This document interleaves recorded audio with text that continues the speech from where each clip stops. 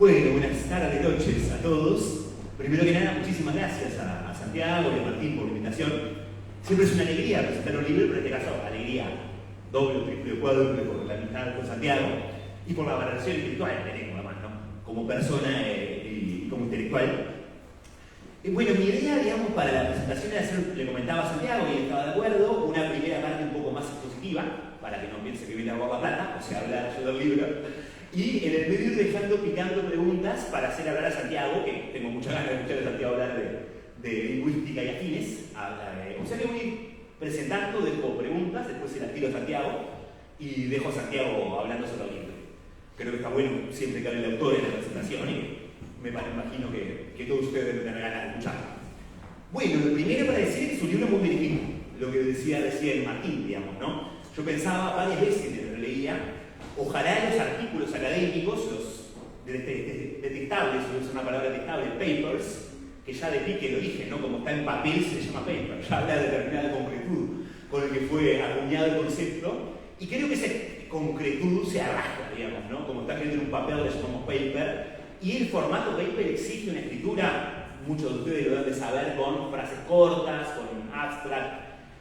Todo eso, por suerte, es roto en este libro, es un libro bien escrito y un libro, Martín hablaba de determinada poética, precisamente con poética, pero sin sacrificar un ápice rigurosidad intelectual, ¿no? Eso es algo que me encanta del libro. Un libro que tiene belleza en el uso del lenguaje, pero que a la vez es extremadamente riguroso y preciso en absolutamente todos los conceptos que maneja. Ojalá precisamente la academia no se limitase al formato paper, que yo creo que es una forma de resistirse a la innovación, una forma que la academia desarrolló para que no se produzca nada muy nuevo. El formato formatea la capacidad de pensar, lo sabido, y bueno, de esa forma se hace que se avance en creatividad del poco. Así que bueno, eso es un primer punto. Un punto central del libro, no es el central, pero uno de los puntos centrales, es la crítica a lo que uno podría denominar, o yo voy a denominar tomando a Foucault como empirismo, ¿no? Foucault en un libro precioso que se llama Lecciones sobre la voluntad de saber, que es el primer curso que da en el Collège de France cuando él asume como director de la cátedra de los sistemas de pensamiento, sucediendo a Jean Hippolyte, da un curso en el que da una definición de empirismo o de esquema de empirismo que lo voy a leer acá.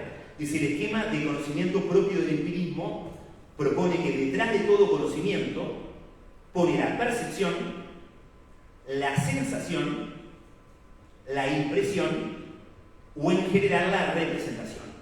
O sea, ese esquema de conocimiento o ese esquema de producción de lo simbólico va a ser atacado en el libro, digamos, ¿no? Un poco la idea sería: tenemos las cosas de la realidad que existen independientemente del lenguaje, que existen de forma previa al lenguaje, y el lenguaje posteriormente la simboliza. Esa concepción se va a criticar en el libro. Las cosas, hay una empiria con sustancia, y eso que está más allá de la palabra, digamos, ¿no? Desarrollamos palabras, pero más allá de la palabra está la cosa de la realidad que existe con independencia del lenguaje. ¿Qué es la visión que por lo general uno tiene espontáneamente, o los seres hablantes tenemos, pero lo trabaja también Santiago en el libro, espontáneamente del lenguaje? Están las cosas, está la botella de Bosales, que existe y yo puedo simbolizarla y usar la palabra botella de Bosales para referirme a la botella que existe realmente. Santiago dice: bueno, esa es la concepción espontánea de cualquier hablante, la visión instrumental del lenguaje, que se basaría en un pacto semántico. El pacto semántico que todos, absolutamente todos, tácitamente usamos en la vida cotidiana, plantearía que la lengua capta los objetos del mundo, digamos. Nos referimos al libro de Santiago y estaremos refiriéndonos a un libro que efectivamente existe con sustancia de la realidad independientemente de la palabra. Me interesaba hacer un brevísimo, subrayo de brevísimo, no se asusten que no lo voy a aburrir, recorrido por algunas nociones de Lacan que me parece que tienen que ver con esta crítica de Santiago en el libro y que pueden eventualmente aportar o hasta incluso resultar interesantes. En el seminario de los efectos técnicos de Freud, que es el seminario con el que Lacan arrancaría lo que él denominó como un retorno a Freud, va a plantear en la sesión del 12 de mayo de 1954 que la palabra no es la sombra o la ilusión virtual de la cosa. ¿Sí? Tenemos la cosa que existe y la ilusión virtual de la sombra sería la palabra. Va a criticar esa noción. Y va a decir, miren qué radical que es esto, la palabra es la cosa misma. No hay un más allá de la palabra que es la cosa, sino que la palabra es la cosa misma. Va a plantear en esa misma sesión que la palabra elefante es la que hace que el elefante entre en la deliberación de los hombres. O sea, el elefante existe porque existe la palabra elefante. Lo contrario de lo que uno pensaría espontáneamente. Está el elefante, ese simpaticísimo animal, paquidermo, qué palabra hermosa, ¿no? Gentilicio, lacustre y paquidermo son tres palabras que pueden hacerme orgasmar. Si yo no puedo llegar a un orgasmo, pienso en esta palabra, se soluciona el tema. Paquidermo, ya pone sonido, ¿no? Porque convengamos que no es que un paquidermo sea muy sexy, pero bueno, alguna vez he visto alguno. Dumbo, por ejemplo, tenía su sexapín, pero la palabra, paquidermo, entonces, perdón, pero vuelvo al tema. La palabra entonces elefante, es la que crea el elefante y es la que hace que el elefante exista. Esa es la concepción, o una de las concepciones que maneja Santiago, del vínculo entre la palabra y la cosa, en el libro. O sea, la palabra es la que crea la cosa de la realidad. ¿Bien? Salteo en el mismo seminario y me voy a la sesión del 16 de junio del 54. Lacan iba a criticar la idea de que la significación remitiría a un hecho real más allá de ella misma. ¿Qué tiene que ver con lo que venía desarrollando? Va a decir, la significación no va a remitir a otra cosa más que a otra significación. O sea, no va a remitir a la cosa del mundo, no va a remitir lo empírico, sino que va a remitir permanentemente a otras significaciones. ¿Qué está haciendo Lacan acá? Que es algo brutalmente radical, cortando con el referente. Esto lo va a trabajar Santiago en el libro, digamos, ¿no? Va a trabajar muchísimo qué lugar podría ocupar el referente, a qué me estoy refiriendo yo. Esto uno lo usa como se conecta en clínica. Cuando un analizante habla de algo, yo no voy a ir al referente del mundo, de que eso está, al referente del mundo al cual precisamente su discurso simbólico pareciera estar refiriendo. O sea, si yo voy a hablar si está hablando del libro de Santiago, no voy a ir al libro de Santiago real. Esto va a tirar una concepción abajo, una concepción de verdad, que es la concepción de verdad más usada. O con la que tendemos a manejarnos todos diariamente en la vida cotidiana, que es la que postularía la adecuación entre el símbolo y la cosa. Algo es verdadero si el símbolo se adecua a la cosa. Por ejemplo, Martín decía recién, el libro de Santiago tiene unas 80 páginas. Sería verdadero entonces si se adecua al referente, a la cosa libro del mundo. ¿No? O sea, Foucault va a decir que esa concepción es una concepción jurídica, de verdad. Tiene como base el jurídico. Nos interesa saber si Penades efectivamente estuvo con un muchacho de 14 años o no, digamos, ¿no? Que acá no me puedo aguantar, pero además de la condena ética que recae sobre Penades, estamos todos de acuerdo, gigantesca condena ética, también creo que tiene que tener una condena estética. O no hay cosa más fea que un guacho de 14 años, yo no puedo creer, no puedo creer como a alguien le puede gustar un guacho de 14 años. No, porque a la chiquilina de 14 años no le gusta el guacho de 14 años, se han dado cuenta que salen con los 16, que empiezan a tener una forma un poco más humana. De 14 años no se parecen a nada ni un animal ni siquiera, por tanto están condenados a la masturbación o a la muerte, digamos, no es el dilema que tiene un muchacho de 14 años. Pero bueno, entonces la concepción que Foucault la va a llamar jurídica, justo algo de eso está en la lección, en el curso al que Ludwig también lo trabaja mucho en un curso precioso que se llama El poder psiquiátrico, es la idea de que sería verdadero en base a un hecho empírico o a un hecho constatable, a decir Foucault. Esa concepción de verdad cae con esto que está planteando Lacan. No hay más allá de la significación.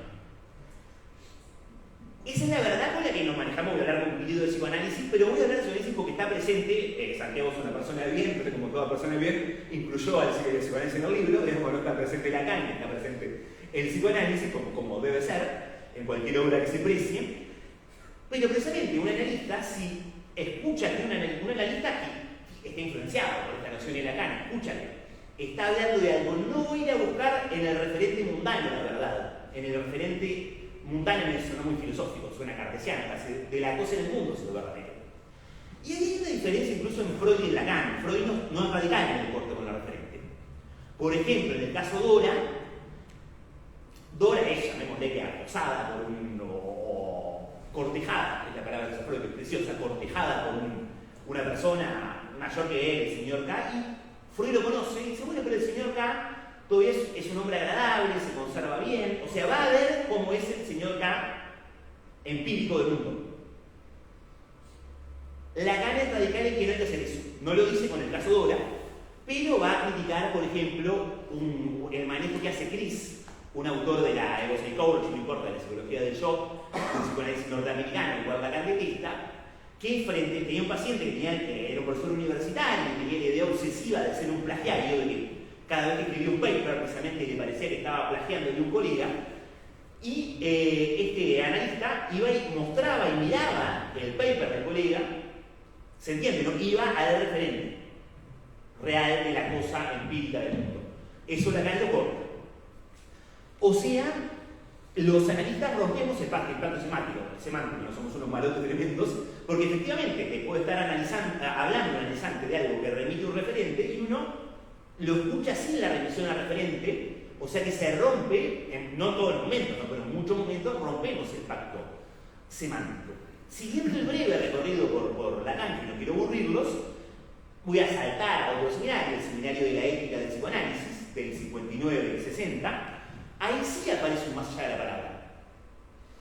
Lacan, yo le decía, en el seminario de la ética del psicoanálisis no hay un más allá de la palabra, pero acá tenemos un más allá de la palabra. ¿Qué es ese más allá de la palabra? Un vacío. Va a hablar de Das Ding, que es una noción que la toma de dos escritos de Freud, La negación de 1925, el proyecto de una psicología para neurólogos de 1895, publicado de forma póstuma, rescata la noción de Das Ding, se podría traducir como la cosa, que es, esto dicho muy resumidamente y medio lo bruto, lo que perdemos por el hecho de hablar. Por el hecho de hablar perdemos el contacto con la cosa.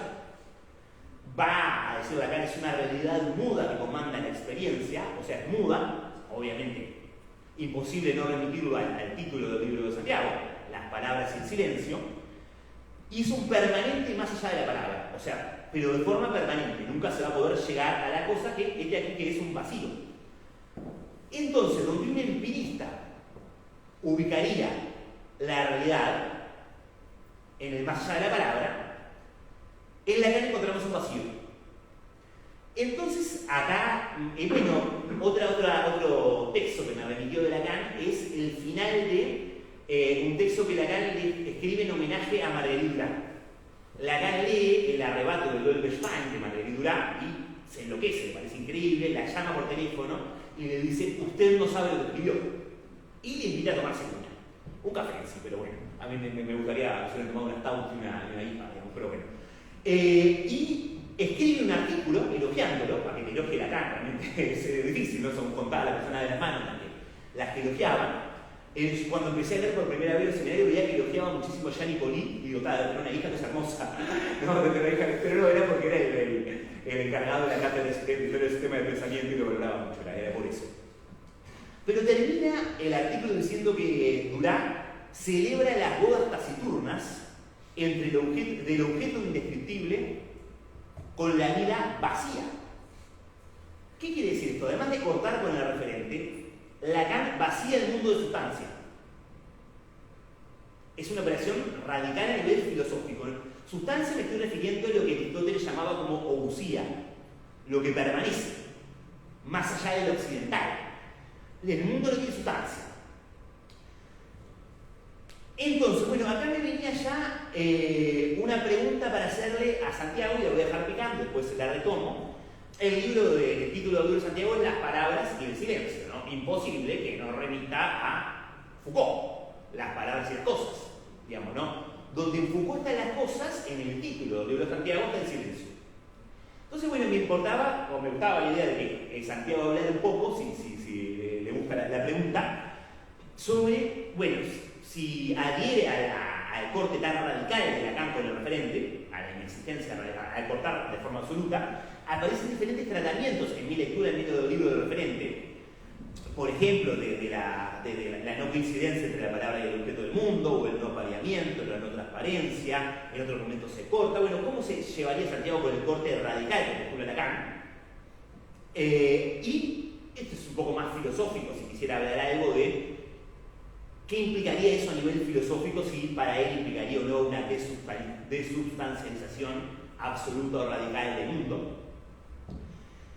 O sea que ahí ya dejo picando entonces una pregunta para Santiago, que se la puedo repetir.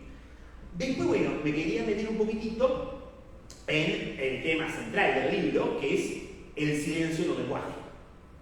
Traje un par de citas de Clarice Lispector, la brasileña menos brasileña del mundo. No parece brasileña, no se la he leído, pero bueno, es de origen ucraniano, pero vaya que no parece brasileña. Sería incapaz de estar en pareja con ella la zunga. No comió un pichón en su vida esta mujer, te lo puedo asegurar. Hasta un helado que no se puede haber tomado, por eso fue una más brasileña que hizo. Voy a citar del libro de un aprendizaje, ¿cómo es? Un aprendizaje o el libro del placer, se llama. A veces, en el propio corazón de la palabra, se reconoce el silencio. Cita de Clarice, que me parece que tocó algo de lo que Santiago trabaja en el libro. Otra cita, porque si no había expresado el inexpresable silencio, había hablado como un mono que gruñe y hace gestos incongruentes, transmitiendo no sabe bien qué. Bien, cititas, y ahora me meto, esto sería un epígrafe de esta parte tal vez, con el silencio en el libro de Santiago, que es creo que el tema central. O sea, es el silencio, pero no es el silencio. Este silencio que dice recién, ¿se entiende? No es ese silencio que está abordando. Ese silencio está en parte de la comunicación como la palabra, digamos, ¿no? Mike Davis decía que no hay sonido más estruendoso del silencio.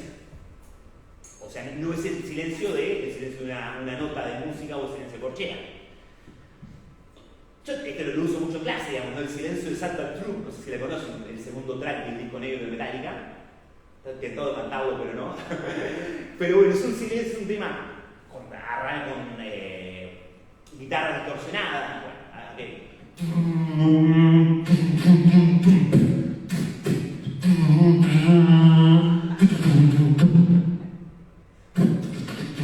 Ese silencio suena casi que más fuerte que las guitarras distorsionadas, potentes, y que la batería de Lars Ulrich, que no puedo creer que sea danés porque mide 1,50 m, pero bueno, eso no importa. El danés que no es del mundo, ya que estamos. Pero bueno, Laura Canora decía, le preguntaron, bueno, ¿cuál es tu principal virtud como cantante? El uso del silencio, responde ella. Ya me dejo de pasear por géneros musicales. No es el silencio al cual se centra Santiago en el libro. Voy a nombrar algunos, ¿no? de los muchos, ¿no? El silencio de sentido, por ejemplo. Santiago va a plantear, el sentido se apoya en el sinsentido. ¿Qué lo soporta? O sea, que el silencio se apoya en un sinsentido que lo soporta. Y va a plantear Santiago que el lenguaje permite construir la realidad como una estructura de sentido. Es el lenguaje el que permite que veamos la realidad con determinado sentido, dice Santiago. Dice, procura ese sentido, conjurar el sentido que la soporta y que la hace posible. O sea que ahí tenemos un silencio de sentido. Va a trabajar otro silencio. Silencio en tanto cuando decimos algo, no decimos muchas otras cosas, o silenciamos muchas otras cosas. O sea, un silencio, otro tipo de silencio que implica un juego de exclusiones significantes. Otro tipo de silencio. Va a decir Santiago en el libro, la realidad, es un aspecto filosófico del libro, la realidad es radicalmente silenciosa. Divino, ¿no? Eso me encantó. La realidad solo es, lo real solo es. O la realidad de Santiago, la realidad solo es, y es siendo sin sentido. La realidad no tiene sentido. Esto yo lo veía muy emparejado a lo real lacaniano, a la noción lacaniana de lo real. Por ejemplo, la gama de el seminario de la relación de objeto, que para lo real es lo mismo un cuerpo desmembrado, porque voló, porque pisó una mina, que el cuerpo esté armado. O sea, uno considera que el cuerpo tiene que estar armado porque precisamente el lenguaje, si tomamos lo que plantea Santiago, plantea una estructura que consideraría que la realidad tiene que tener determinado sentido. Y entonces ahí va a plantear, metiéndose en una cuestión tal vez ontológica, uno podría decir, que lo real es sin sentido, o sea que hay un silencio de la realidad, silencio en cuanto a sentido, y silencio en cuanto a telos, ¿no? Telos en griego es finalidad. Yo decía un poco en broma que quien sabe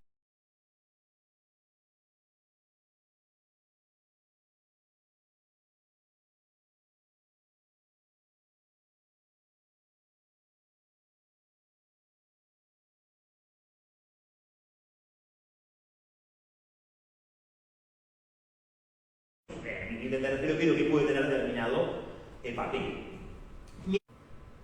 ¿Se entiende, no? Que C y aún peor lo plantea Santiago la ilusión de soberanía en relación al lenguaje, de que somos soberanos en relación al lenguaje, y que por tanto plantea Santiago, le critica a Austin, yo creo que a toda la razón del mundo y muchísima más, la coincidencia o transparencia que está planteando entre la intención comunicativa y el decir, que lo que yo digo es igual a la intención comunicativa, digamos, ¿no?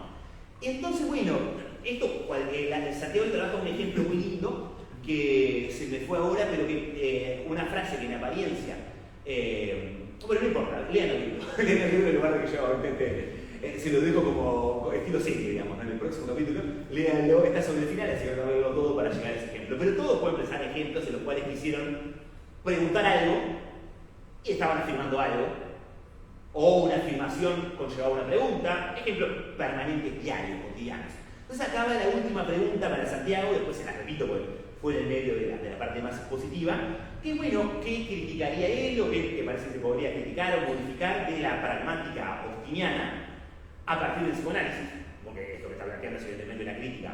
Santiago obviamente es explícito en esto, ¿no? Que tiene como base el psicoanálisis, ¿no? Que uno, entre lo que intenta decir y lo que dice, nunca hay una coincidencia o transparencia, que se podría criticar, además de lo que hace, si se le ocurre algo más, si quisiera hablar de lo que plantea de la pragmática austiniana a partir del psicoanálisis, y a partir de un punto que justo no aparece en la pragmática austiniana, pero me parecía que podría ser interesante, de cómo Austin piensa el performativo, que viene de Austin, pero que la noción que manejamos todos de performativo cuando decimos tal cuestión tiene un valor performativo, no es la de Austin, o no tiende a ser la de Austin. Les pongo un ejemplo. Si un psiquiatra o un psicoanalista medio retrógrado dice que la homosexualidad es una perversión, ese enunciado para Austin no es performativo.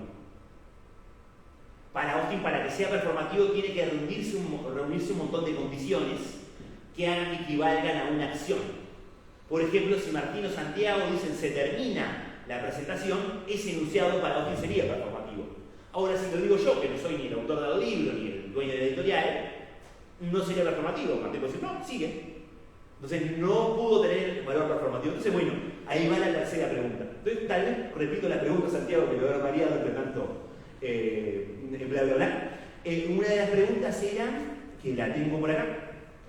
Ah, bueno, entonces lo dejo con Santiago y le paso a Santiago y escuchamos a Santiago hablar de lingüística, tengo muchísimas ganas.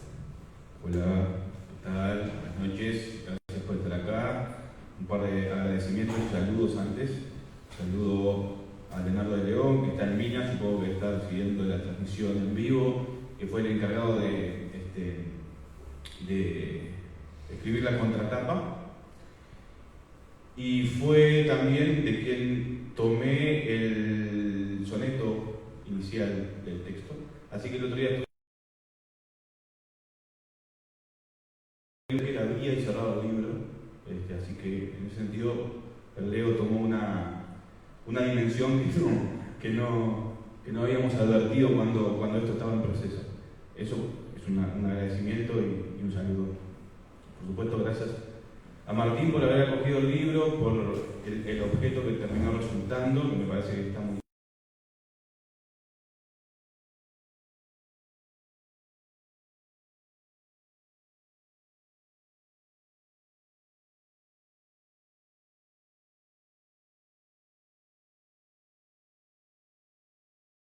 decimos que hay una cabeza que está hablando ahí, que va a ser otra etapa, que Martín mencionó hoy, y ahí se completaría como una cosa un poquito más entera. Y bueno, y que hablar a Bruno, gracias por aceptarla presentar, por haber leído, además en las condiciones en que lo hiciste, que justo te agarramos en un viaje, previo a un viaje a los países nórdicos, ¿sí? Estuviste ahí en la capital el principal enemigo de Argentina, ¿no? En Oslo, Exacto. como decía Le Luthier. Y bueno, nada, quizás recojo esos guantes que vos hiciste y después abrimos una conversación un poco más libre, si querés. Sí, me gustaría decir un poquito cómo nació esto, qué tipo de situaciones me generaron algo como para empezar a pensar en quizás no tanto o no únicamente en este libro en particular, sino en los asuntos en general que el libro trata. Si uno va a una fiambrería y dice, opción 1, abre comillas y dice, dame 200 gramos de mortadela, cierra comillas. Opción 2, abre comillas, cierra comillas, abre comillas, 200, cierra comillas, abre comillas, gramos, cierra comillas, y así con D y con mortadela. La primera opción me parece que una forma de leer es, este tipo vino y está repitiendo lo que otro le dijo. O alguna otra interpretación, pero me parece que la primera posibilidad ocurre, se puede dar. Me parece que la segunda no. Quiere decir, la segunda merecería de parte del fiambrero, del carnicero, que dé la vuelta al mostrador y te pegue una buena trompada en la boca, porque evidentemente, ¿qué es lo que estás diciendo? Si no entre comillas del todo, sino palabra por palabra. Entonces, ahí me parece que hay un juego que de algún modo empiezo así porque creo que responde en parte a una de las preguntas que vos me hacías, que tiene que ver con el referente, pero después voy a, si se le puede manejar la hipótesis de decías vos algo así como una desustancialización radical de la realidad, y yo pienso que no, pero me parece que ese ejemplito podría ilustrar algo.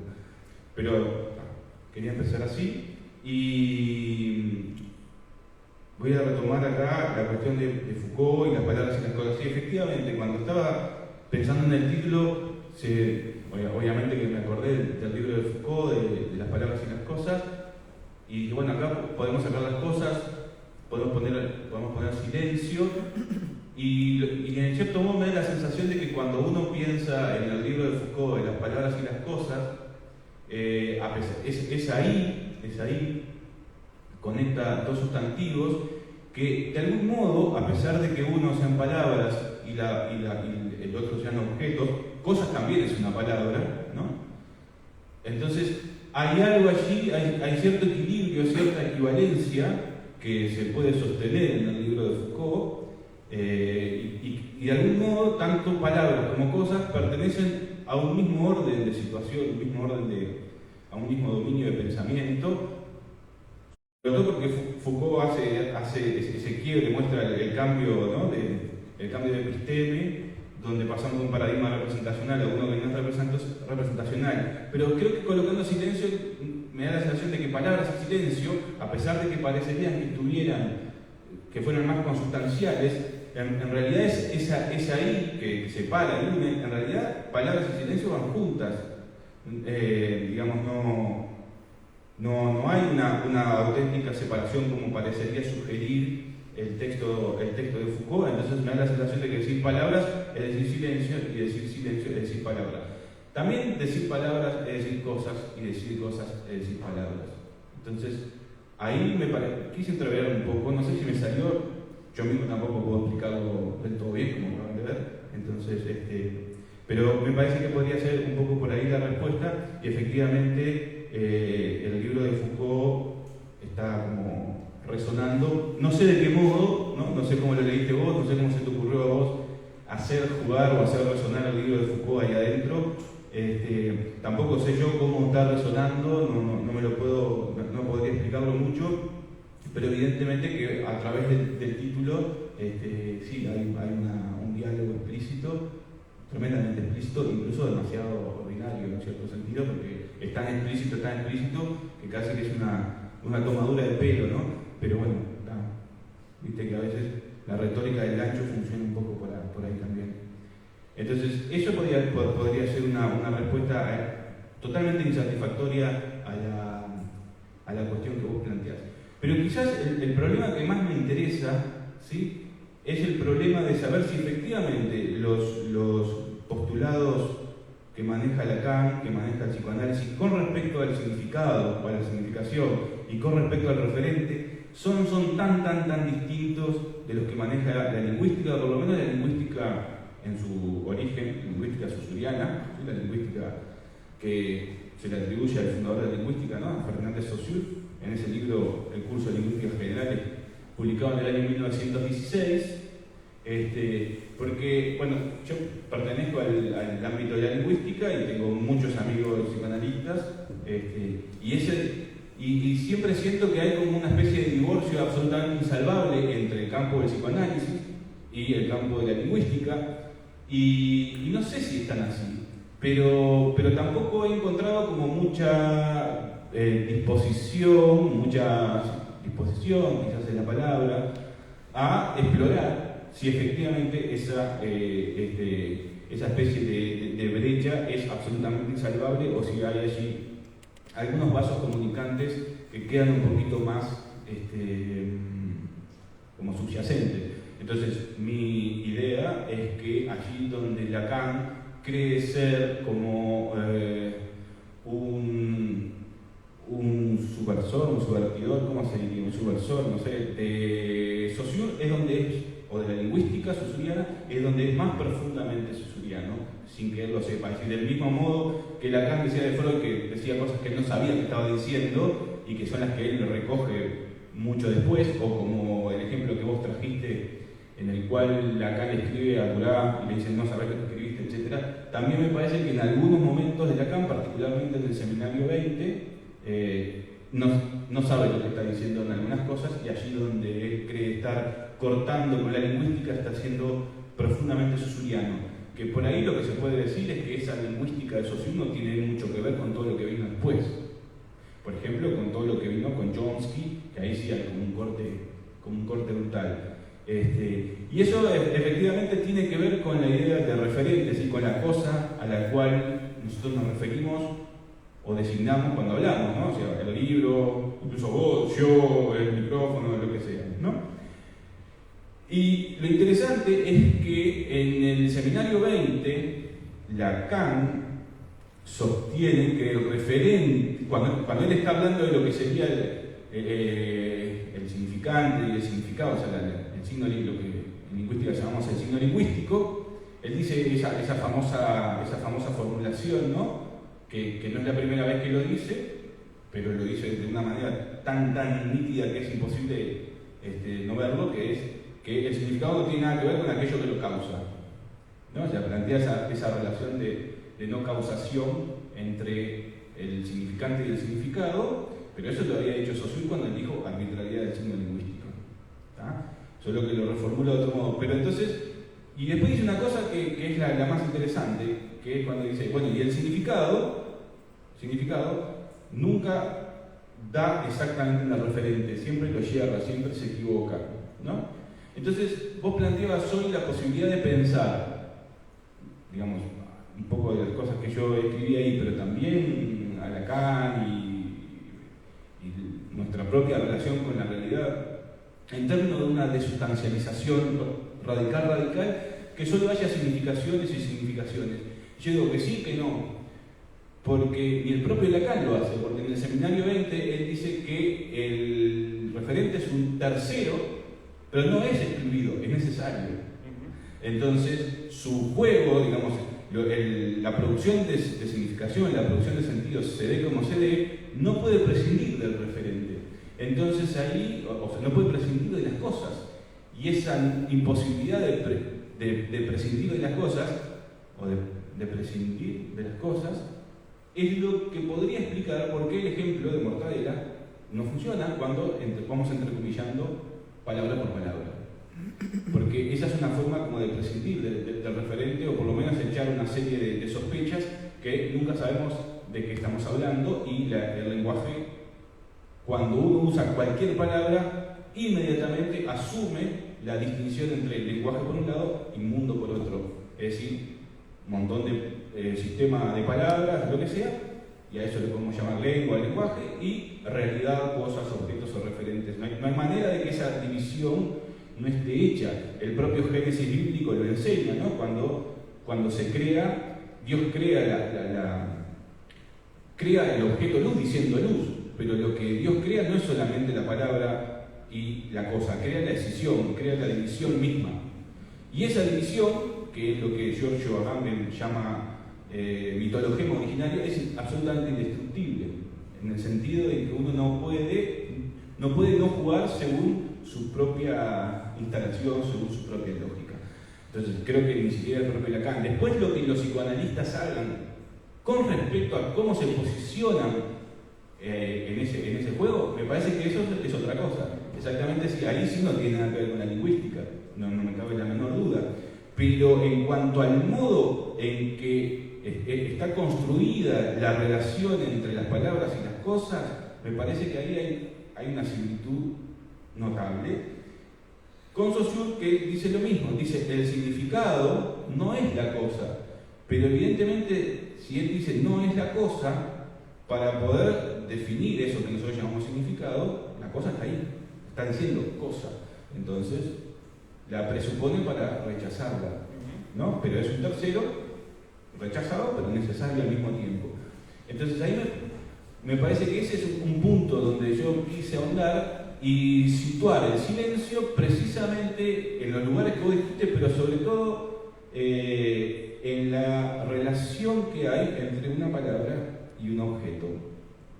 Si nosotros nunca decimos sol, nunca decimos todo lo que queremos decir, nunca decimos o siempre decimos más de lo que queremos decir, o siempre decimos menos de lo que queremos decir, o siempre decimos otras cosas, y todo eso junto también, ¿no? Porque todo eso solo es posible porque nuestro funcionamiento está basado en un sistema fundamentalmente de exclusiones, en un sistema de silencios, ¿no? Un sistema de decir, elijo una palabra, la elijo, no sé si la elijo, la palabra aparece, la digo rápidamente o la escribo, pero prácticamente es el resto de la lengua lo que no está metido en el mismo lugar. Entonces ese gran juego de exclusión es lo que hace que ese vínculo entre una palabra y un objeto sea completamente desbalanceado y no haya posibilidad de suturar o de establecer un puente que defina, digamos así, un punto tercero en el cual la palabra y el objeto se van a encontrar, y ese punto permite tener una medida común, o sea, un punto de mensurabilidad. Por eso se puede sostener que la relación entre el mundo de las palabras y el mundo de las cosas es inconmensurable por todos lados, ¿no? Y eso lo es en cualquier punto de la lengua donde uno lo tome. Y por lo tanto, acá recojo el guante de lo de Austin. Yo creo que el problema es que la idea de performatividad está restringida a ciertos enunciados que deben cumplir con determinadas condiciones, como vos ejemplificaste con se termina la presentación o no se termina la presentación, pero en realidad no hace falta eso, ¿no? Porque si nosotros partimos de la base de que son las palabras las que crean a las cosas, eso es performatividad. Exacto. Ese es otro tipo de performatividad, pero esto es totalmente coextensiva, ¿no? con la lengua misma, ¿no? Y no hay que esperar a que nadie diga, bueno, prometo tal cosa o juro tal otra para que haya performatividad. Esa es una performatividad, de algún modo, de segundo orden con respecto a la performatividad que enseña el Génesis bíblico, por ejemplo. De ahí que se pueda decir que el primer susuriano de la historia es Dios, ¿no? Dios es el susuriano más susuriano de todo, incluso más que el propio Saussure, ¿no? Creo que el Génesis tiene unas enseñanzas extraordinarias para la lingüística, y bueno, en general no le han dado mucha bola, ¿no? No sé si estoy respondiendo a algunas de las cosas que vos estás diciendo, y para no extenderme mucho más en esta exposición así, mía. Dos cosas. Otra de las cuestiones que me llevaron a pensar, algunas de las cuestiones que están metidas allí en el librito, ¿no? Es la palabra sentido, que de algún modo es uno de los elementos que de punta a punta aparecen en el libro, aparecen cuestionados más o menos, pero sentido siempre está ahí, ¿no? Con su contraparte, que es el sinsentido. Entonces, eso para mí tiene dos vertientes interesantes que pueden ser pensadas, y después las consecuencias y los efectos que eso pueda tener para la lingüística, para el psicoanálisis, para el arte, para lo que sea, probablemente no tengan la menor idea, pero el problema me parece que vale la pena pensarlo. La palabra sentido, por lo menos en español, tiene muchos sentidos. Y si lo podemos, por ejemplo, ordenar, para después entregarlo, lógicamente, ¿no? Un primer sentido de la palabra sentido es la dotación biológica, ¿no? Los 5 sentidos a través de los cuales tomamos contacto con el entorno, es decir, con todo eso que vos tomabas al inicio de Foucault, criticando o por lo menos definiendo el empirismo, la percepción, etc., ¿no? Esa primera forma de vincularnos con el mundo, cierta inmediatez, para decirlo al Hegel, si queremos, ¿no? Cierta relación inmediata con el mundo. Esa es una idea que tenemos, como si esa relación con los objetos, con el vaso, con el marcador, contigo, con todo, con la gente que está acá muy amablemente escuchándome, etc., pudiera efectivamente darse así, de forma inmediata, sin que en el medio estuviera siempre metido el lenguaje, y mejor aún, sin que esa propia manera de entender la relación inmediata fuera causada por el lenguaje. No algo con lo cual el lenguaje antagoniza, sino que el lenguaje es precisamente eso, ¿no? De ahí que Hegel no oponga a inmediatez lo mediato. Lo que opone a inmediatez es lo mediado, ¿no? Porque lo inmediato, lo mediato o la mediatez ya está en lo inmediato. ¿Para qué oponerlo? Porque en la propia palabra inmediato ya está lo inmediato. Lo que se opone a lo inmediato es la mediación.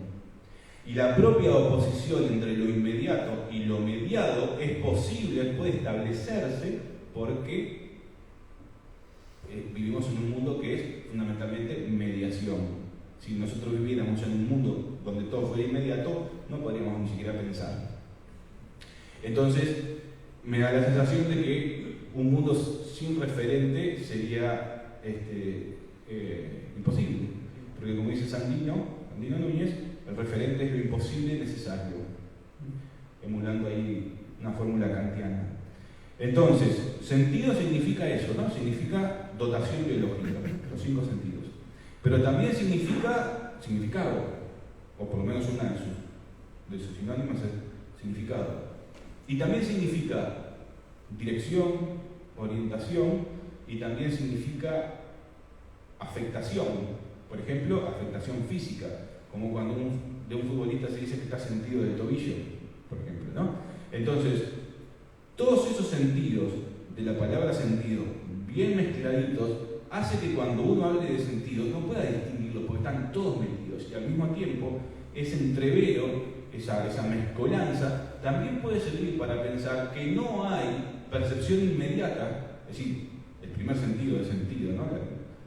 La dotación biológica, que ya no sea todo lo otro, ¿no? Que ya no sea una dirección, una orientación, una afectación y un significado, ¿no? Entonces, pero al mismo tiempo es preciso distinguirlo, y eso es lo que hace el lenguaje, ¿no? Digamos, el lenguaje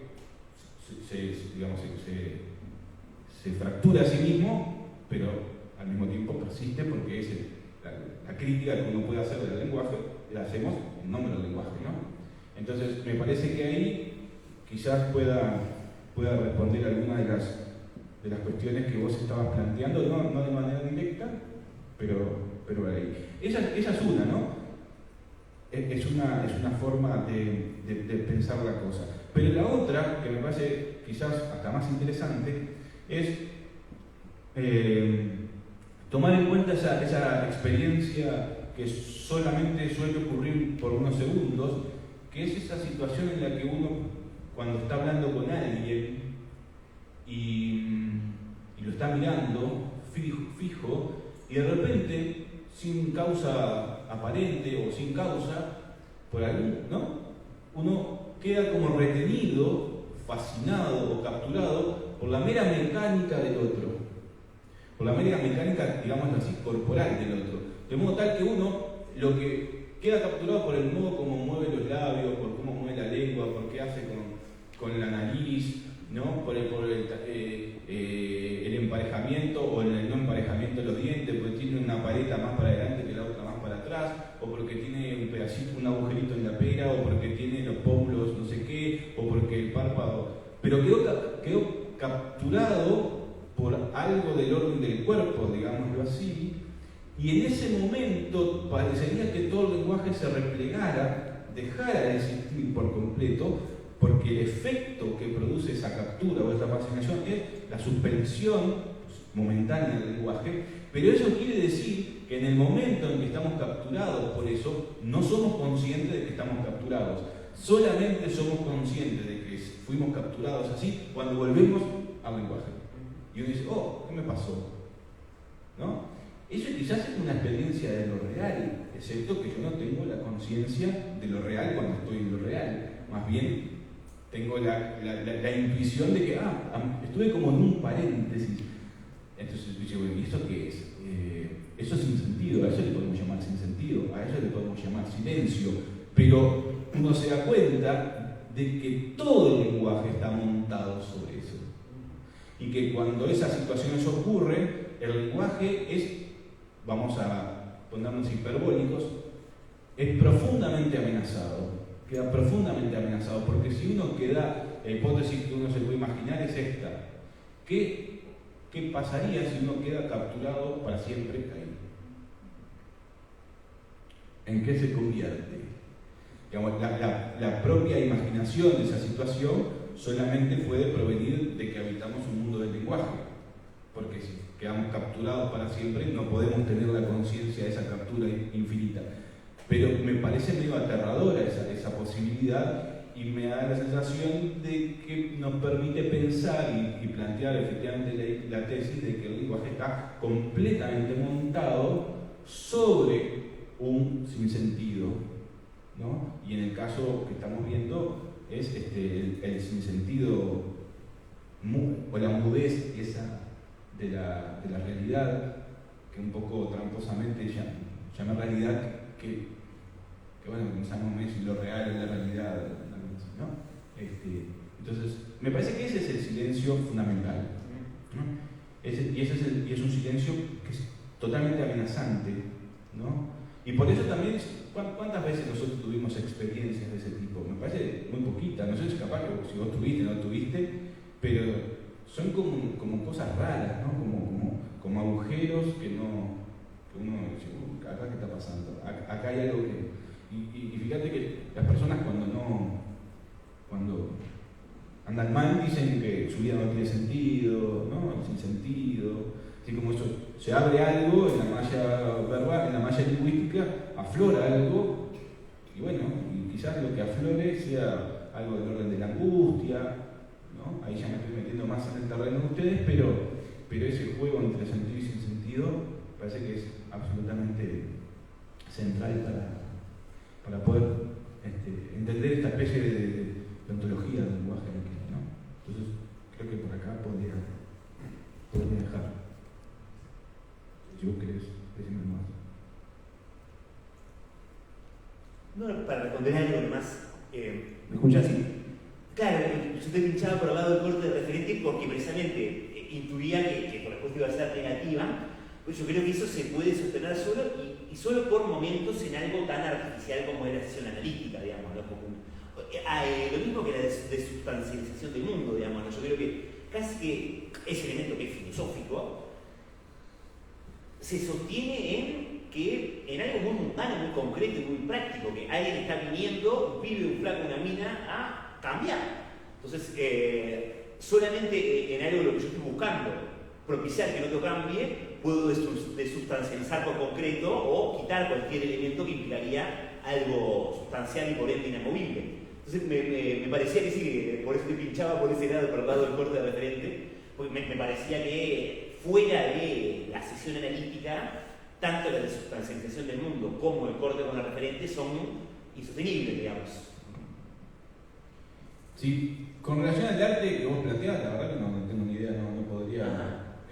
Uno puede pensar que hace cosas que valen la pena, pero no sé. Yo ahí pensaría que algo de esto que vos hablás, ese sinsentido que sostiene el sentido, mi humilde teoría o intuición es que algo de eso puede eventualmente y por momentos ser tocado por el arte, digamos, ¿no? Esto que me hace esa experiencia que si te pasó pocas veces, que puede ser aterradora, ¿no? De que casi uno diría tocar el real, o tocar lo real, o tocar ese sentido.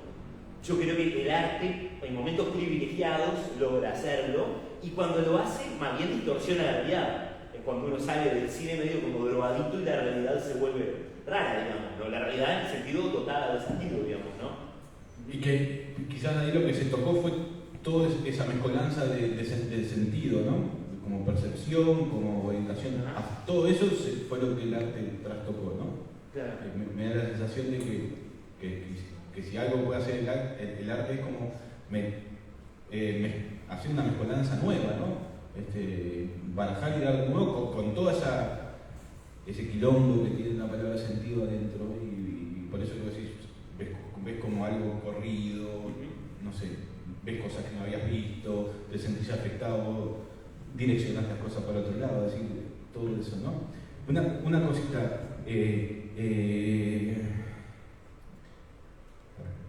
vos me habías preguntado, cuando está acá al final, sobre la teoría, la pragmática de Austin y su relación con el psicoanálisis y cosas así. Hay algunos autores, ¿no?, que leen a Austin de otra manera, ¿no?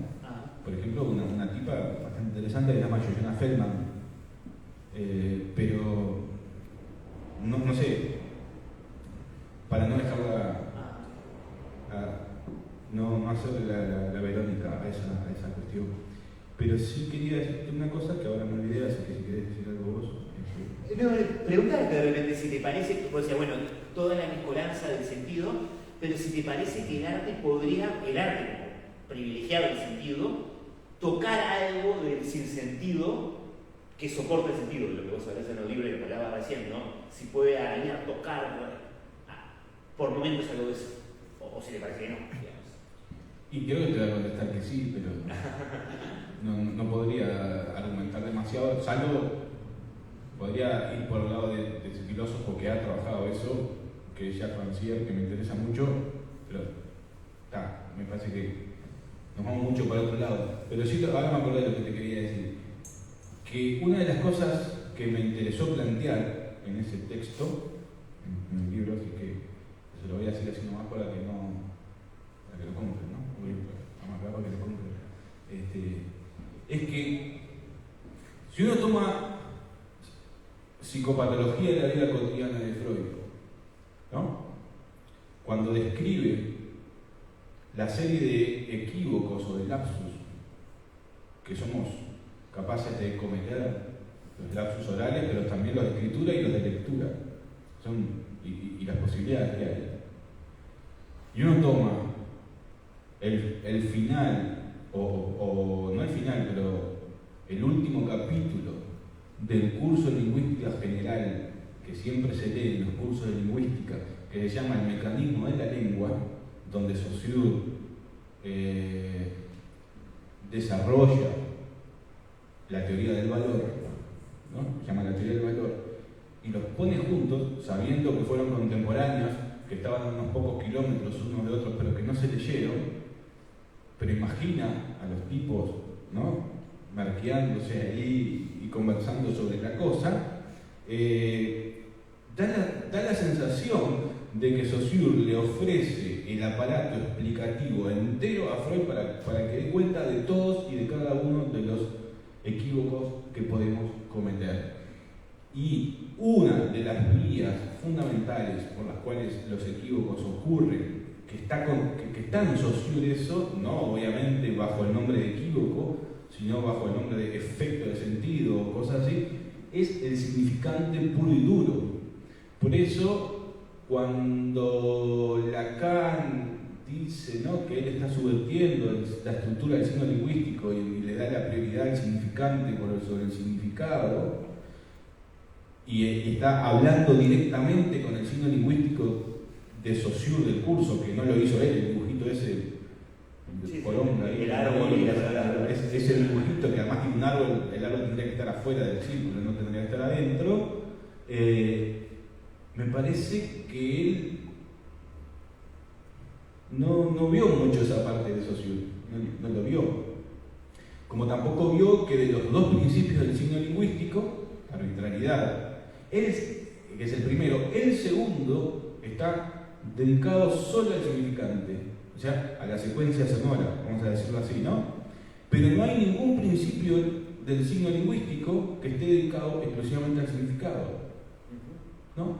Y no solamente eso, él dice que del segundo principio, o sea, de lo que él llama la linealidad del significante, ¿no?, la secuencia sonora que ocurre en una línea temporal, primero un sonido, después otro, él dice que de todo eso depende por entero el mecanismo de la lengua, o sea, él de algún modo hasta casi termina situándolo en un primer lugar. Entonces, por eso decía hoy que si hay algo que puede querer haber hecho este libro es haber intentado establecer ese puente en los términos en que se puede, ¿no? Y que son claramente recusables por cualquiera, pero que me parece que allí hay un puente muy claro que es independiente de lo que después pasa en una sesión de análisis de un psicoanalista, ¿no?, con su analizante. Pero quería decir eso, y me parece que eso arranca del modo en que uno puede superponer a Freud con Saussure, psicopatología de la vida cotidiana, con el mecanismo de la lengua. Para que compren el libro, el último capítulo del libro tiene un análisis apasionante de un fallido de Santiago, el famoso pulular saussuriano, que para mí me resultó, a mí como psicoanalista me resultó súper innovador ver ese tipo de análisis que es tan rico como, o aún más incluso como los análisis freudianos de psicopatología de la vida cotidiana, pura y exclusivamente a partir de Saussure. Eso me pareció como, yo como psicoanalista lo vi como mega original, pero es interesante. Bueno, a Lacan le decían el ave de rapiña, ¿no? Lacan iba robando. Y bueno, y otro punto interesante es que esa discusión dura, ¿no?, de Freud con de Saussure, la pudo haber hecho el hijo de Saussure. Raymond de Saussure fue psicoanalista. Si bien, ¿no?, Freud y Saussure, que tienen 2-3 años de diferencia, ¿no?, teorizan en paralelo y no se tocan, el hijo de Saussure, que también de Saussure, fue uno de los fundadores de la Sociedad Francesa de Psicoanálisis, o sea, uno de los primeros psicoanalistas franceses, digamos, ¿no? O sea que ahí produjo algo de eso, de esa conjunción, digamos, ¿no? Bueno, no más para decir. No sé cómo. Levantamos la sesión, entonces. A ver. ¿Hay alguna pregunta? No sé cómo es la. ¿Quieren hacer preguntas? No sé cómo es la onda. Gracias. Bueno,